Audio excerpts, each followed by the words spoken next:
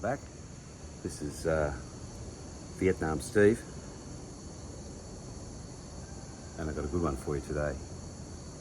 I retired from corporate life back in 2019, and at that stage I came to Vietnam to run a training event, and when I ran that training event there was close to 50 people in the class. It was a 10-day training extravaganza, and one of the people in that class, well, two of the people in that class were lovely ladies, so 2 out of, it was 47, plus myself, plus the interpreter and a couple of apparatchiks,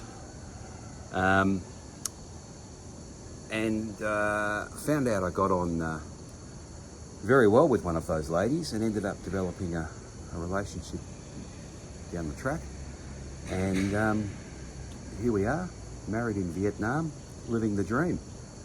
So I thought I'd take the opportunity just to tell you a little bit about taking a Vietnamese wife and how that all works.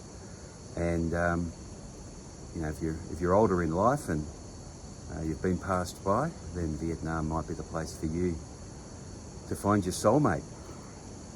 So after I met this lady, I made a couple of trips to Vietnam here to make sure that we're on the right track, and then ended up going on a holiday with her family in January 2020. All systems go to move forward.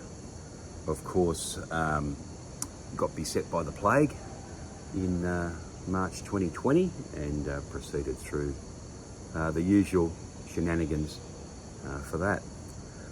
But what I found about Vietnamese women is that they are very open, very traditional, which was a shock to me.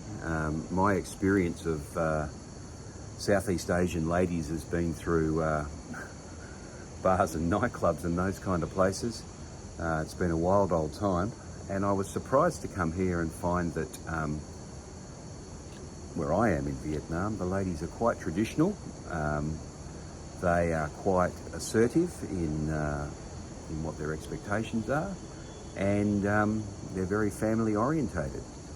So that was a shock to me, and I thought this could be an interesting place for Vietnam Steve to, it wasn't Vietnam Steve then, it was just Steve, to hang up his shingle for a while and see how that works out. So stick with me for part 2, how we got it moving. So I'm downstairs from the Dragon Castle, and down here we've got a sitting table, 2, 4, 6, 8 seats. There's a couple of those. There's 2 barbecues with sinks and things here. So you could bring your food down here and have a barbecue of an evening, and the kids can play in the water park and on the play equipment. So once we wanted to get it moving, we had to organise a wedding. Now weddings here are big extravaganzas. My wife's brother got married with probably 450 people, with another 150 in the overflow. But the cost is not exorbitant, so the total cost for that was about 10K US. And weddings are, in Australia, a wedding is an all-day event, whereas here in Vietnam, a wedding is a come and eat my food and leave me some money type event. So it's a lot quicker and easier. We just couldn't get that organised, and the main reason was probably my own fault, in that trying to get relatives from Australia, and I have a bunch of kids in Australia, trying to get them to get over here proved nearly impossible. I've got my screen here a little bit unbalanced, and it's just annoying me. That's why I'm moving you around a little bit. I'm sorry for that, guys. We'll just leave it unbalanced, hey? How about that? So we ended up going to the registry office and filling out all the paperwork. Now that's a bit of a process, because as a Western man I had to have a medical check. So I went to the local hospital, filled out all the forms, got the medical check done. And then what happens is, it's called registering. So in the Western world we would call that, where I come from, getting engaged. The man asks the woman to marry her. You are then engaged. You spend 6 months to a year planning a wedding, and away you go.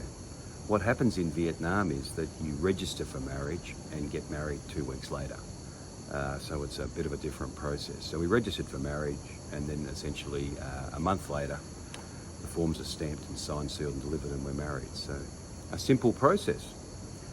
So since then, it's been a wonderful ride, and I know my wife is representative of the other women here in the north of Vietnam, because I interact with them. She's got a lot of friends, and they are just as funny as her. They're all jokers, the people in my circle,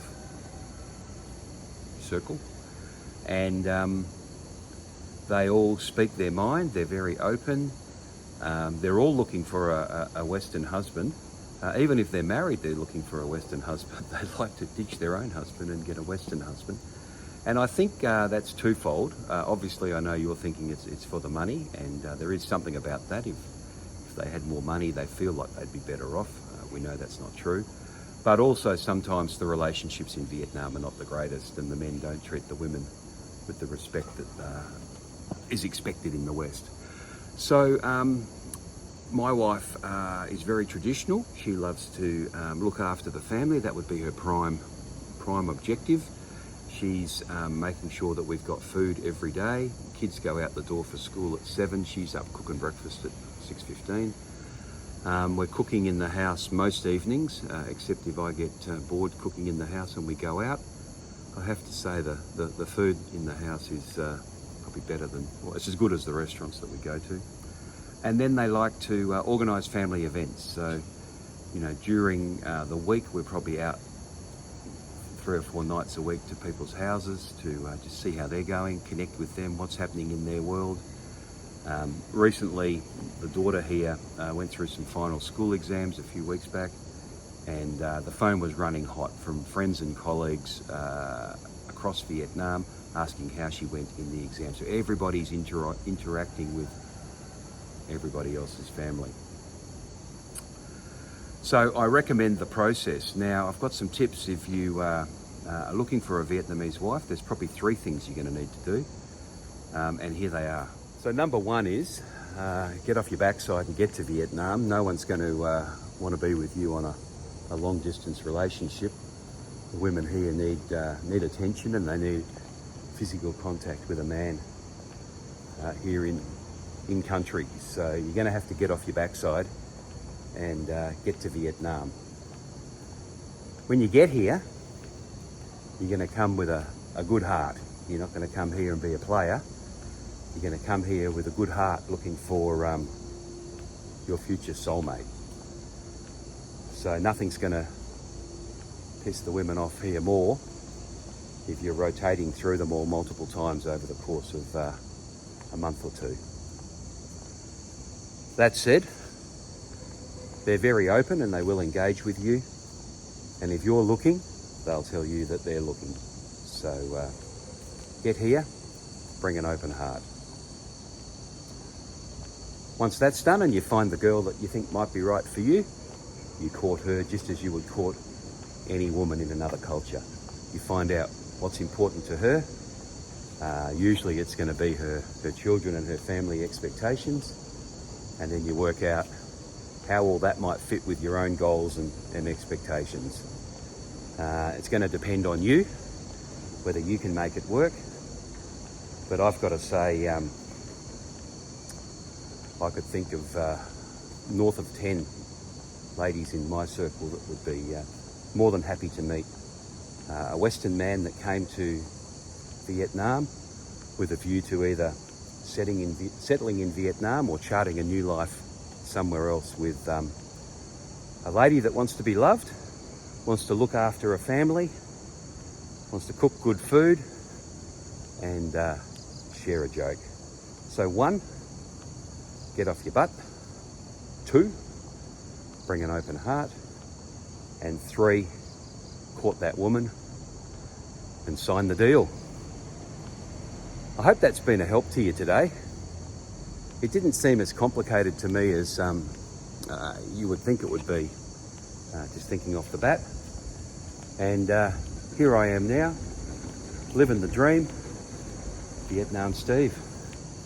Stay frosty, and I'll see you in the next one. Thank you. The lovely cleaner lady stopped her trolley because she thought I was filming behind the camera, not filming towards myself. All right, time for a swim.